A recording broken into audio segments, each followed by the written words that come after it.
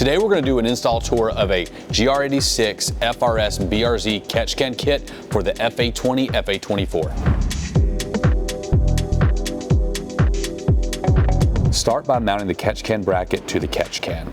Then you will remove this bolt and replace it with the M8 by 1.25 threaded stud. From there, you will take the catch can and bracket sliding over the stud and use the supplied nut M8 by 1.25 to secure. For a naturally aspirated setup, you're going to start pre-throttle body and route this line to the out fitting. For a turbo setup, you'll be pre-turbo as shown here. Moving on to the inside of the catch can, starting at the barb, route the hose underneath the intake manifold to the engine breather next to the coolant port under the AC condenser. For the last hose, use the last available barb on the catch can, routing under the intake manifold and into the lower barb. The final piece of this kit will be the drain line kit. This allows you to drain the catch can with ultimate ease. As you can see, this is a super easy install. Be sure to go to ChaseBays.com for more information.